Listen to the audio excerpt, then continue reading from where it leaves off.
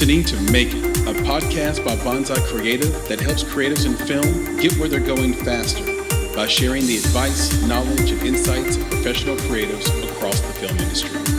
I'm your host, Chris Barkley, and with me today is my good friend and Make It podcast co-host, Nicholas Buggs.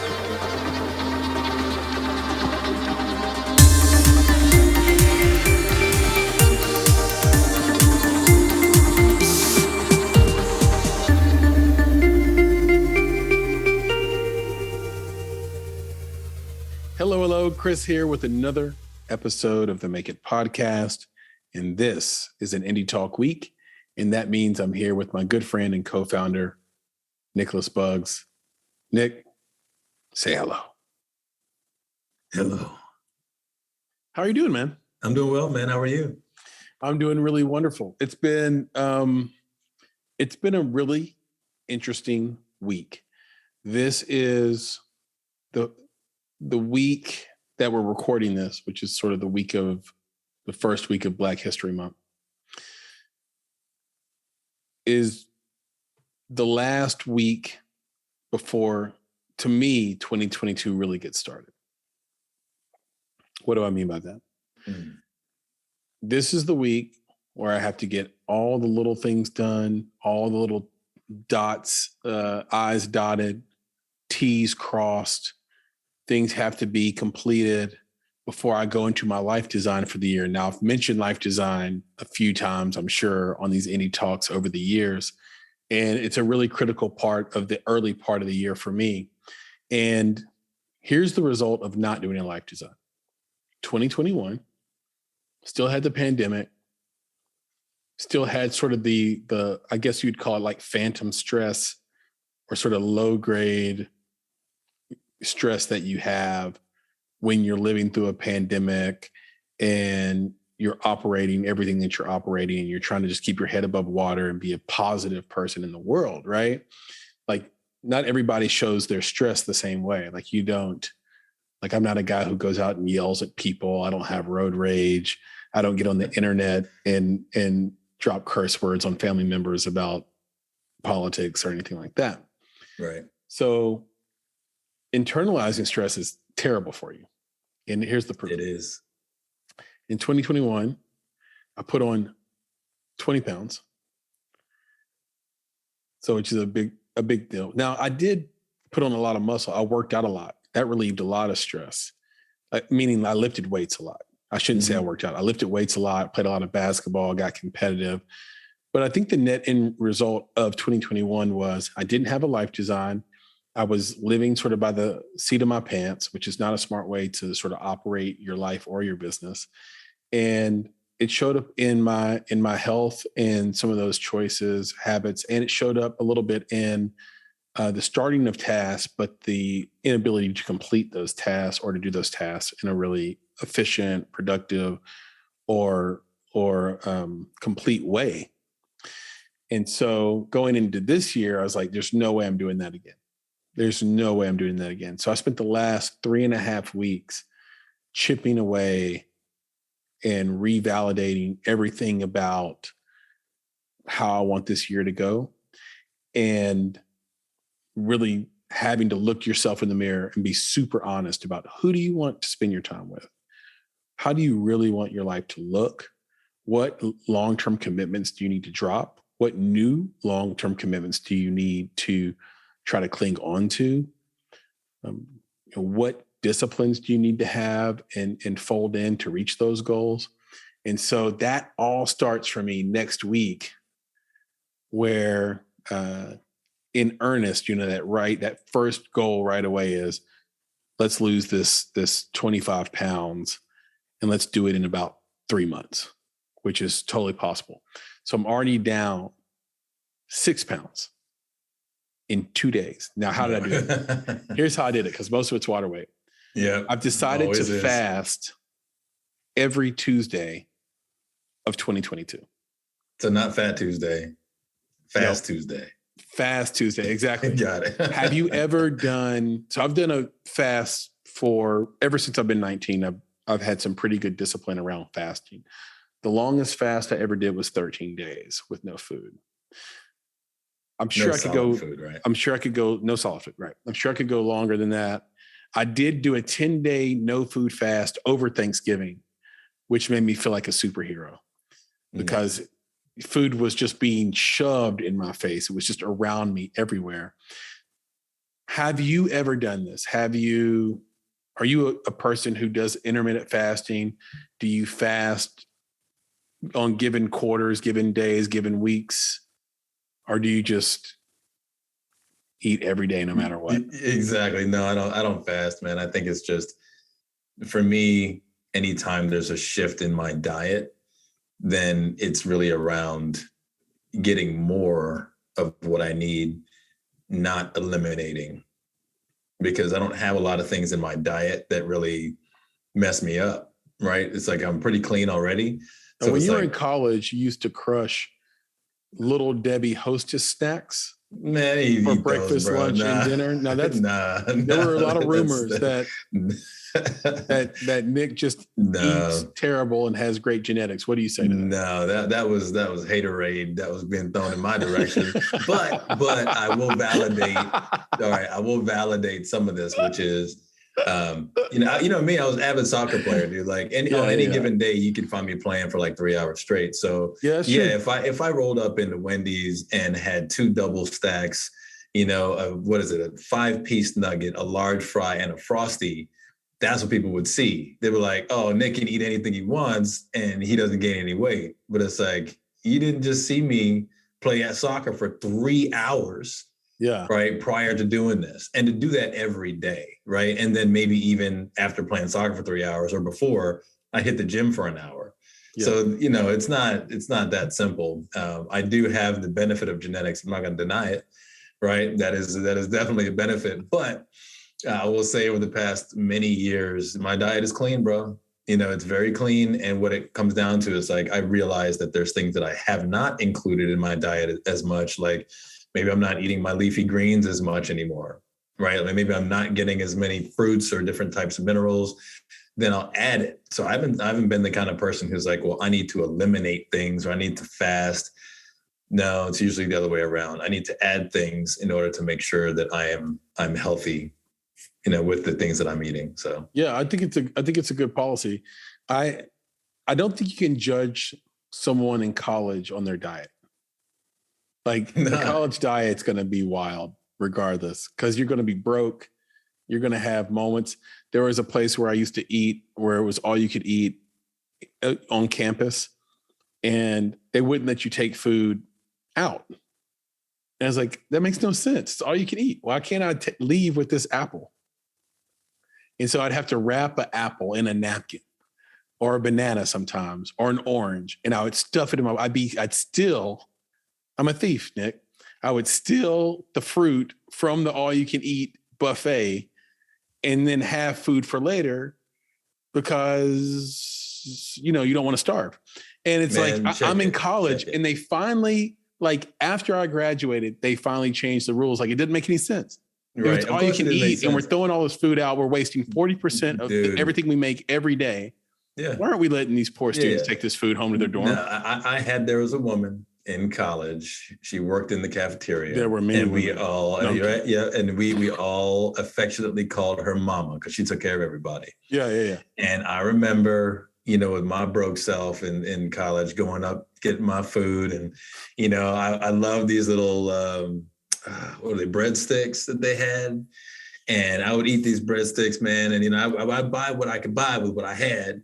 Right. And then I would sit down and eat my food. And next thing you know, I was, just about done. And I see mama. Mama comes over and she looks around and she got this little plate.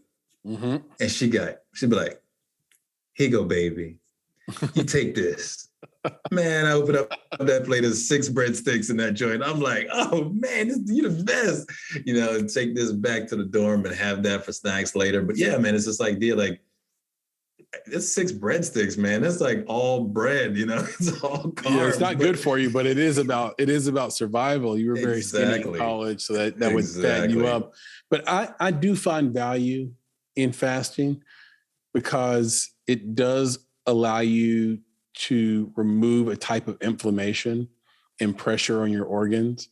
And it does teach a type of discipline. It's almost meditative to fast a little bit, especially if you do it intermittently. Like, it doesn't have to be a big deal. Like, you can do a 16-hour or 18-hour fast and feel like you didn't change anything. Because there are times, I know that me and you have talked, where it's like, have you eaten today? No. Have you? Right. No, I have not. And it's just like, we've just been that busy. Yep, exactly. Like, we just forgot to eat. Well, that's an intermittent fast. Mm-hmm. You know, if you didn't eat for 16 hours, including the time you were asleep, yep, your body thanks you for that. And it's like, well, we don't need that. So anyway, big things to come in 2022, all based on finding new levels or once known levels, post-pandemic, hopefully levels of habit forming, discipline, and grit, which is really the critical characteristic in coming through, you know, with a life design. And speaking of post-pandemic, I think we have to talk a little bit about Sundance.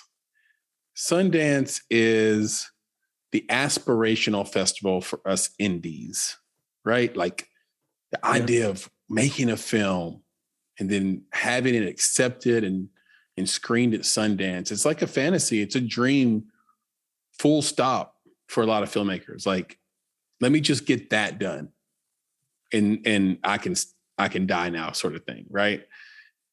But the last 2 years have raised some red flags around this festival, and it's important that this festival stay alive. I know that on a lot of indie talks, Nick, we don't poo-poo festivals at all. I mean, we're part of them a lot of times, but we are objective. We've been critical of how they operate sometimes and the things they do well or don't do well. We've talked to filmmakers about making sure not to submit to too many festivals, because at some point you become the market for these festivals instead of the other way around. But Sundance is one we need to save, and it needs to do well. And it's important for indies to do, to be a part of it and to aspire to be a part of it. And this year's was virtual again because of the pandemic. And sales were really low. I think National Geographic bought 2 films, which is a really unusual buyer. Not your typical buyer. It did spark something in my brain, like, hey, if National Geographic's buying films, who else like it is buying films? Mm-hmm. And that is yet another market for indies to go into when they talk to their sales agents and sales reps about where to market their film at AFM or other places. And but a lot of it has to do with the fact that it was virtual. And our friends at Indie Memphis had tickets where you could do satellite viewings. So down in Memphis, you could have watched it live. But I think in general, what we've learned over the last 2 seasons and last 2 sessions of Sundance is we need these festivals to be in person. And we need the big festivals to have the courage, especially if COVID's just going to be around from going forward in some form or another, the courage just to do this stuff live. And give people the option of, it's live. If you want to come, do it. They could have done masks. You know, there's different levels of social distancing that can be employed. But yeah, I agree. Having that in-person experience is, especially if you're trying to sell something, you're not going to get anything close to it in a virtual environment. Yeah, exactly. And I don't blame them, because Omicron at the planning point was coming fast and hard. That's what it did. Yep. I don't know if there was a consensus that it was going to be this mild, especially amongst vaccinated people. But in general, mild, vaccinated or not vaccinated, I don't know if that was a consensus when they were planning. So they couldn't plan around it. So I don't blame them. But what happens at a festival when you're there, some of the things we take for granted, like, for example, the reaction of the audience. And a couple of weeks ago, we did our wrap up of 2021, and we were talking with Robert Broadhurst, the director, great director, writer, Robert Broadhurst, and about my experience watching Spider-Man in the theater. And when I left there, I told you the first thing I wanted to do was go buy stock in AMC, because I realized that even though I have a great theater set up here in at my house, that I knew I couldn't get that experience at my home theater. There's no way to do it. You had to have been in that place to get the engagement and have that excitement and that buzz all around you. And I think that when you're at a festival and you're watching a movie that really kicks ass, seeing and hearing the reaction of the audience is great for a buyer, and it's great for sales agents. Of course, it's immediate. It's visceral, right? You can see it, you can feel it, you can hear it. You can engage people afterwards and how they felt about it. You can position it as a proxy. Yeah, I don't even know. Like, what does it feel like as a buyer at a virtual? Are you now leveraging your own taste and judgment?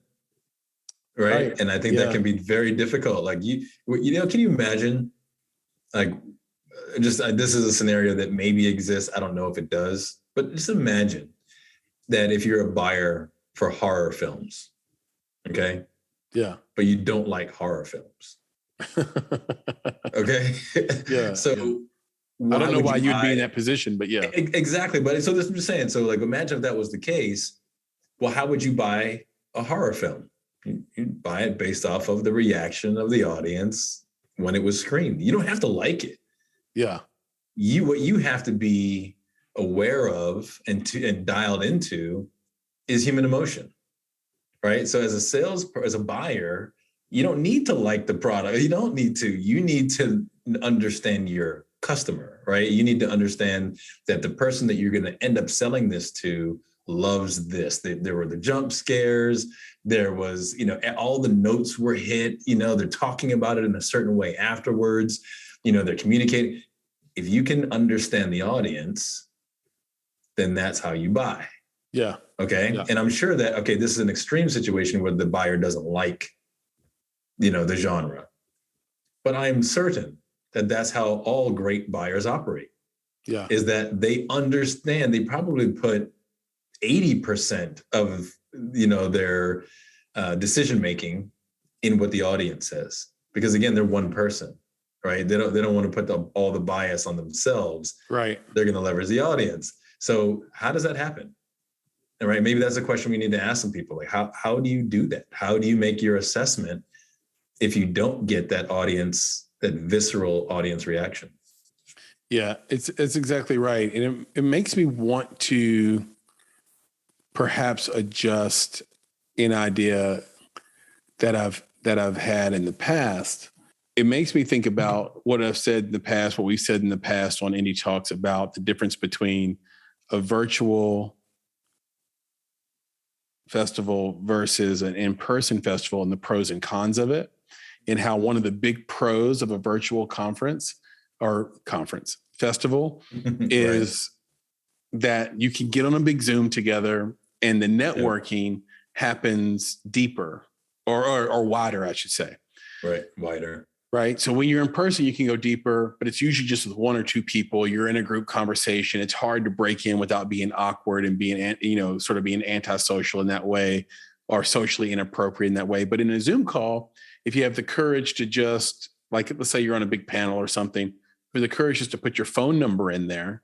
Yep. Right. And your name and what you do, now 40 people have your contact information.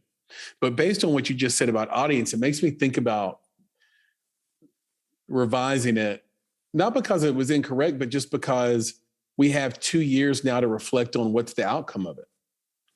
And 2 years in, yes, those people have your contact information, but no, you don't talk to them. But people you meet in person at a festival that you go deep with, you talk to regularly. So, maybe, again, it's not that we were wrong about it. It's just that maybe it doesn't matter if you're not going to call each other.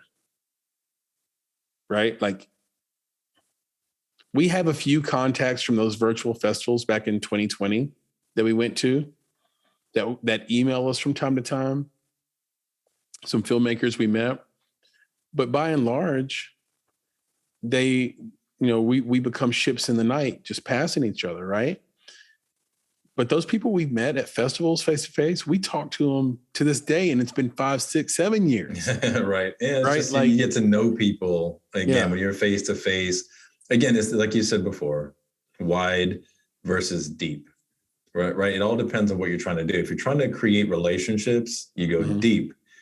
If you're trying to attract followers, you go wide.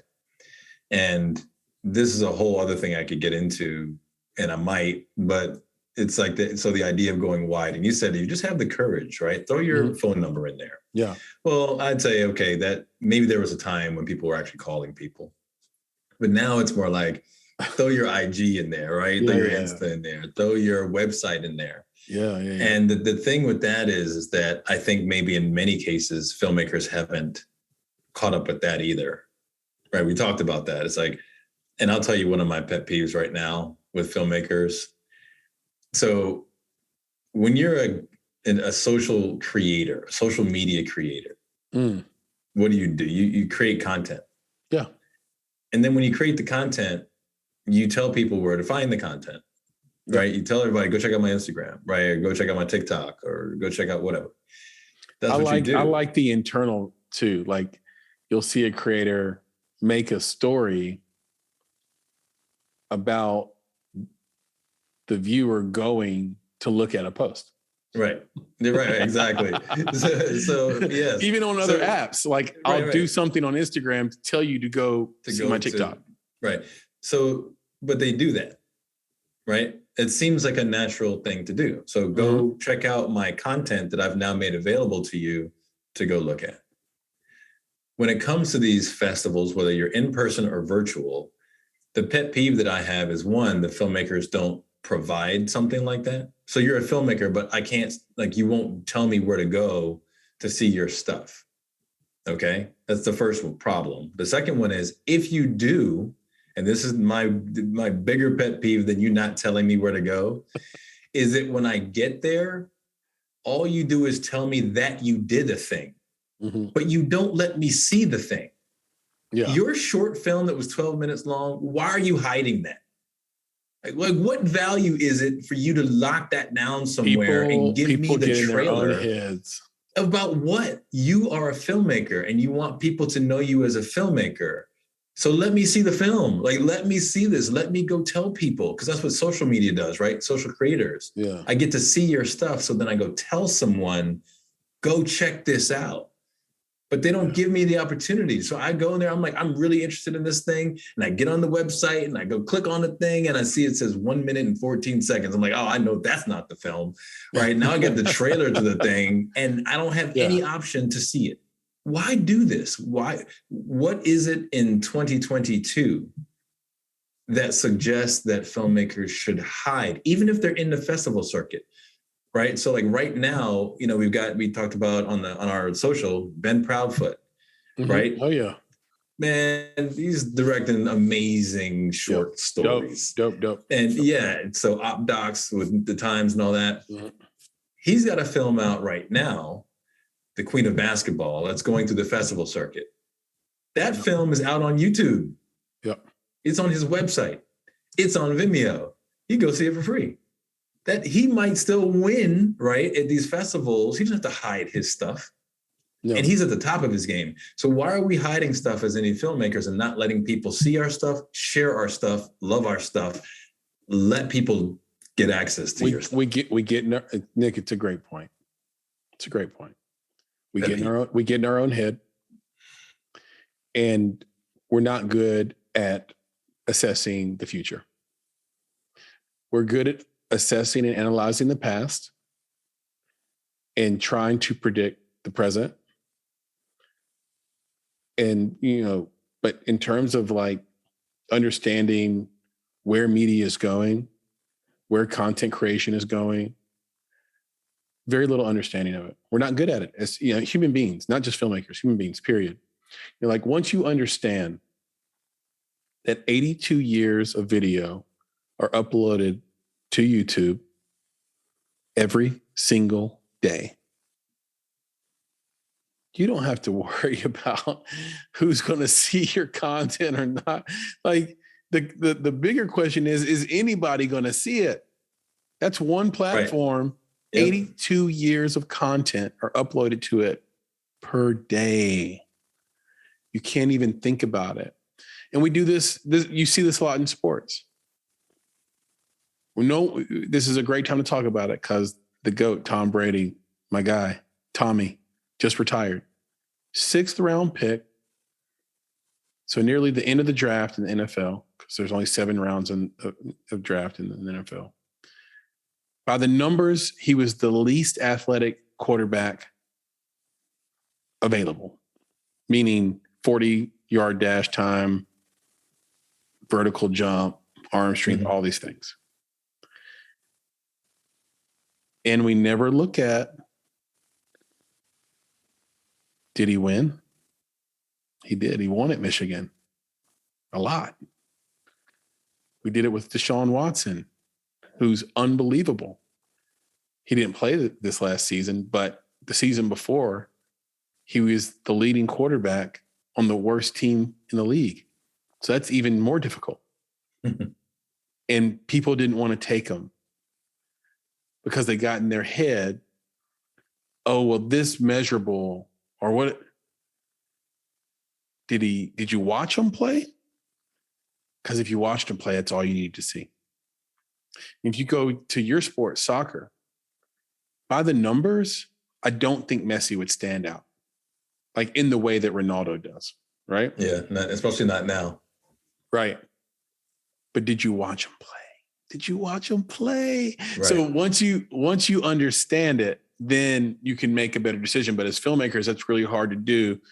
And props to Mark Elias, who sent us a prospectus this week. At the very bottom of it said, no NDA needed.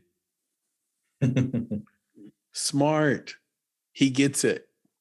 He knows what environment we're in currently and where we're going. Nothing's sillier than when we get a screenplay that we have to, that the filmmaker wants us to sign an NDA to read. Right. Yeah. And they've never written anything before. They've never made a movie before. It's like, right. Why do we need, you think like, what are you doing? Your NDA doesn't even have a term on it. We're not signing that. Right. What are you talking about? Yeah. Or they hide their content. So I think what it is we just get in our own head. We get precious about our own material. And then we think that's a strategy. That's not a strategy. I'm going to hold it here. That's not a strategy. Yeah. Because, well, to me, it has I don't understand the intended value. What is the desired outcome, right? What do you hope to achieve in secrecy when, again, regardless of the times, right? Why would you want to hide your art? Yeah. That's the part that I don't understand. So, even if you're going to a festival and, with the festival circuit, I think one could say, well, there's certain festivals that, want to make sure that you're premiering here. Yeah, there's like 3 of those festivals or 5 of those festivals, and they're bigger than most people are going to go to in the first place. So the general majority of the festivals don't have that requirement. So again, don't hide. And then even beyond, when you're past the festival, make yourself available, right? Just put it out there. Let us see it because we want to, especially for folks like us. And I know we're not unique in this, is that there's advocates for filmmakers everywhere, but you're not allowing us to advocate for you. Right. Right. It's like, that's the biggest thing, especially like you said, you can put it on YouTube, but will it get seen? Well, if you put it on YouTube, it has a chance of being seen. Yeah. It has a chance of gaining followers and advocates and people who share. Do that, make that happen. And again, back to the point about the festivals, do it there, right? If you don't have the option to be in person and you're going virtual, you do have the option to go wide. Like that is it. Like take advantage of that opportunity. If you're now going to be in a festival or at a festival, you still have the option to go wide, right? Get that QR code, put it on your phone, tell people, hey, this is how you get my stuff. You can hit as many people. You don't have to get in deep conversations to show a QR code. Yeah. Right? And sometimes people just don't know how to do it. I saw a truck today. It was a van, like a work van, and it had the Instagram, Twitter, and TikTok logo on the back, but no QR codes. Oh. It was just a sticker of their logo. So like literally driving around promoting for these massive platforms. Right. And I'm like, no one's going to those places and searching your business name. Right. If you had your QR code, we walk up and we might snap that. Right. And like go that way. They didn't think that went all the way through. I don't think, but there you go. But yeah, so this is what we're telling folks, right? In the indie film world, these are the opportunities you have. And when it comes to being in person, back to what you're talking about before about selling. Yeah. If you're in person, it's a lot easier to go deep, on your product, on your projects, on who you are, create those relationships. And of course, when it comes to screening, you get to see, especially as a buyer, you get to see those real reactions from people. So, yeah. Yeah. And it took this terrible pandemic for us to realize as creatives, not just being you, but the world of creatives and the business as well, to understand how important the festivals were and how important it was to do the little things in the festival right. And now we get it. Like, it is important to screen some big films, some Oscar-worthy films, and have those stars show up for Q&A and to be on the red carpet, things we took for granted, things even some people might say is kind of overkill and cringy. But no, it's all part of the bigger context of selling. And if you create an art, by the way, a piece of artwork, of course, there's catharsis in just making it, but there's elation in someone else seeing it. And when you put it out, that's just step one. That's the beginning. It's not about hoping someone stumbles onto it. That's the beginning of a long-term strategy to make sure people see it and get out in front of it. And, maybe you go to www.bonsai.film and, you reach out to me and Nick and we help create a strategy for you. Cheap, obvious plug. But if you do it on your own, just know that like the posting is kind of the first step in a series of other executionable strategic items that need to happen to ensure that people don't just get to your content by accident. Right.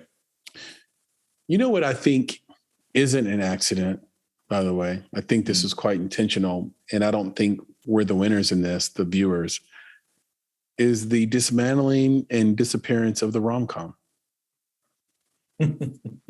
Where have they gone, Nick? Why are they like, they're all series now, right? Like it's, instead of making a rom-com with Jennifer Aniston, and that might be an outdated name at this point for a rom-com.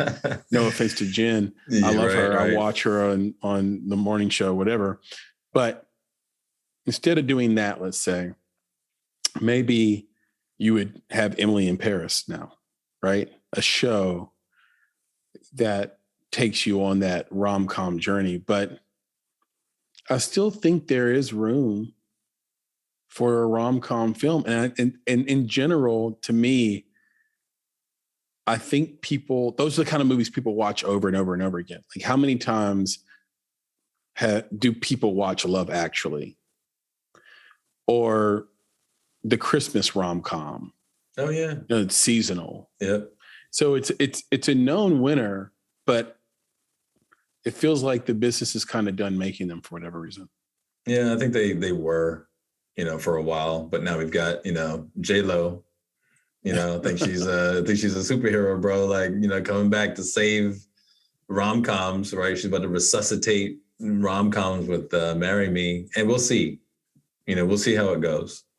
I think, so you're talking about what killed it, and you and I were discussing this a little bit earlier, is this idea of the anti-hero, right? It's like people rooting for the bad guy, and that's been going on.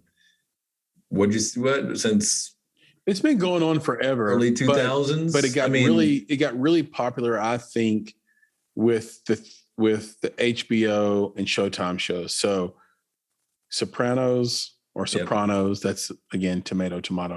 The Wire and Dexter. Exactly. So those were these anti-heroes that we cared about. We knew they were doing horrible things, but for some reason, and the writing helped us make this logical jump as well, but we felt they were justified in their actions. And that spawned Breaking Bad, and that spawned Mad Men, which is to me the greatest of the anti-hero stories. And I wouldn't call Game of Thrones an anti-hero story. It's actually a hero story because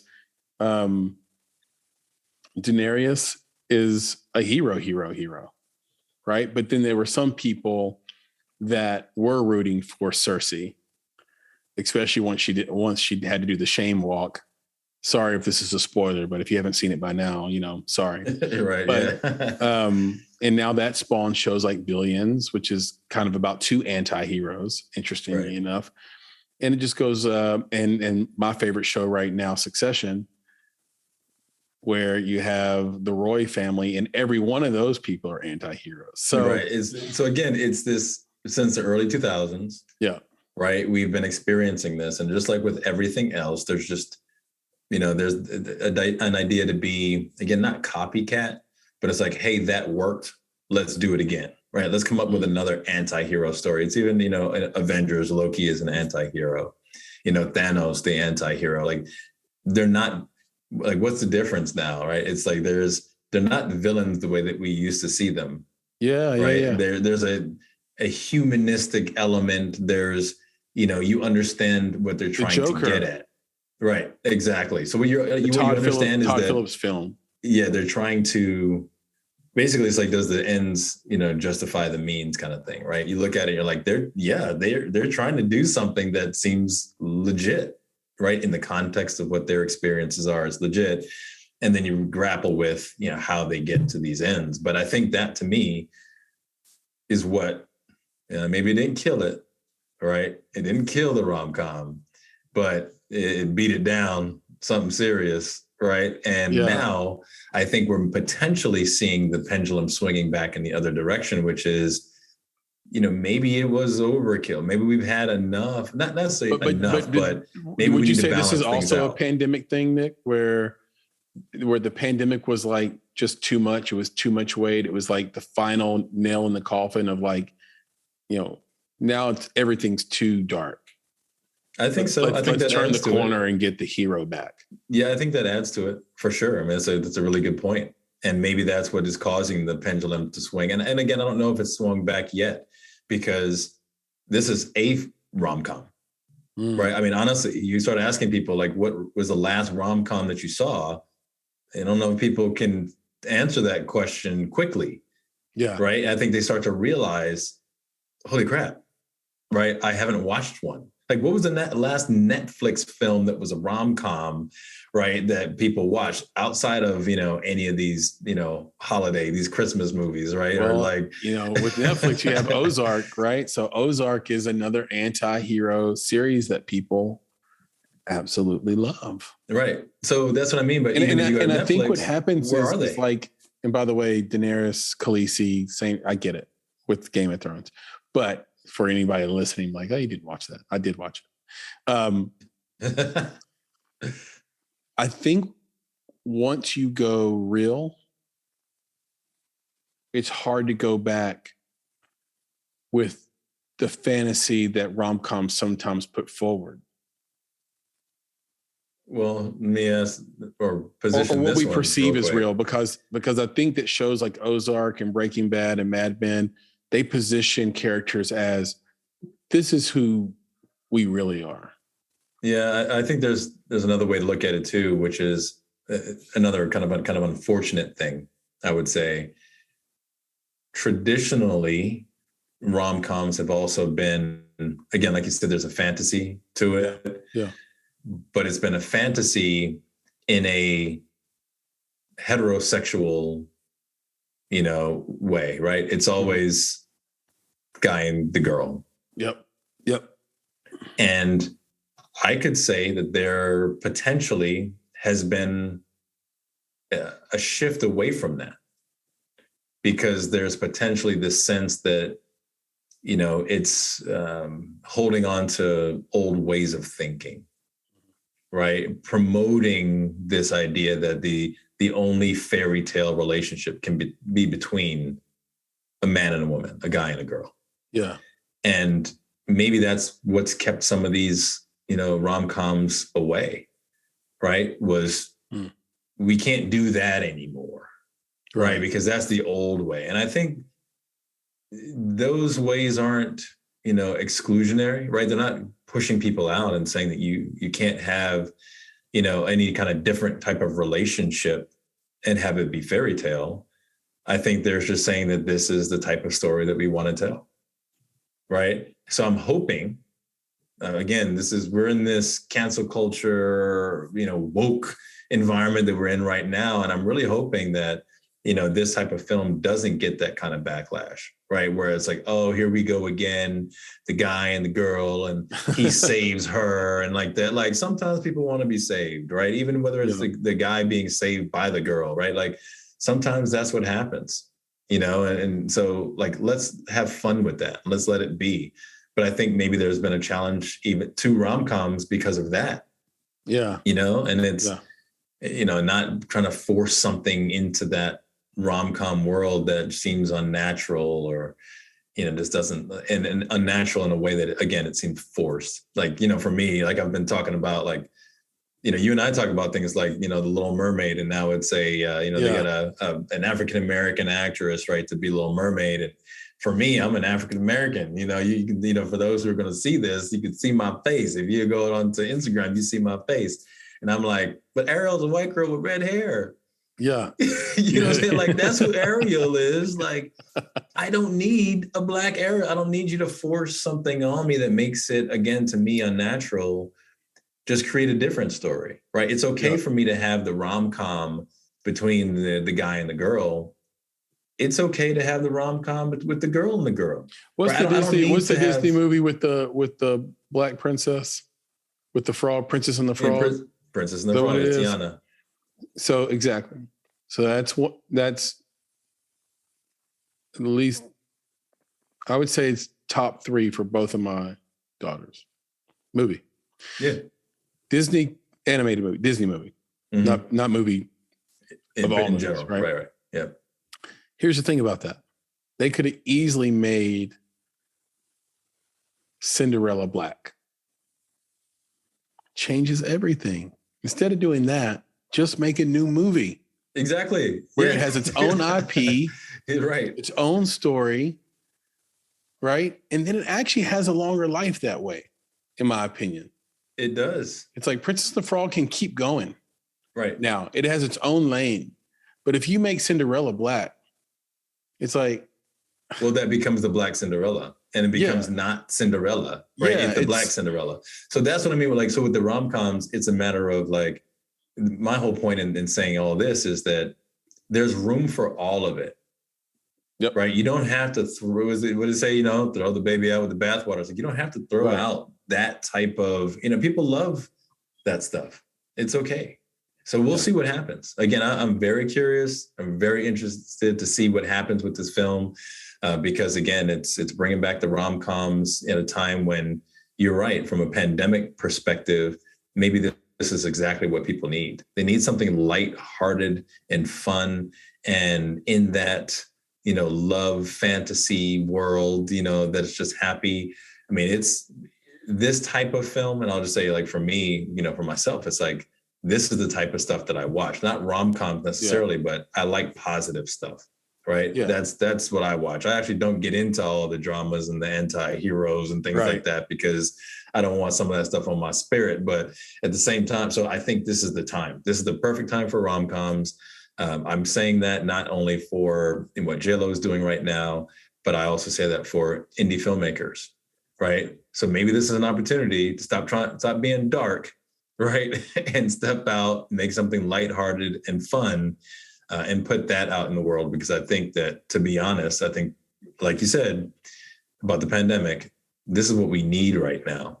Yeah, and it'll be up to the creators and the viewers to figure out, can they recapture innocence? There's a certain type of ignorance and bliss and innocence you need to truly, like, dive into a rom-com and not feel cynical about what you're watching, especially after sort of the period that we've had, including the pandemic, right? Like, last year, what was movie like A Promising Young Woman. That's a really dark take on dating culture in life, right? Right. Yeah. And people loved it. And it was a really good movie and it deserved the props it got. But is there another side where people actually get along, or where people go through something together and there's a satisfying ending that's apolitical? Right. I would actually argue that the Netflix film, the Don't Look Up Adam McKay movie, is a type of rom-com, right? He tricked us all in a couple of ways with that movie. In a lot of ways. Yeah. But if you look at the bones of it, it's a rom-com. When you look at the Timothy Chalamet J-Lo relationship, sorry.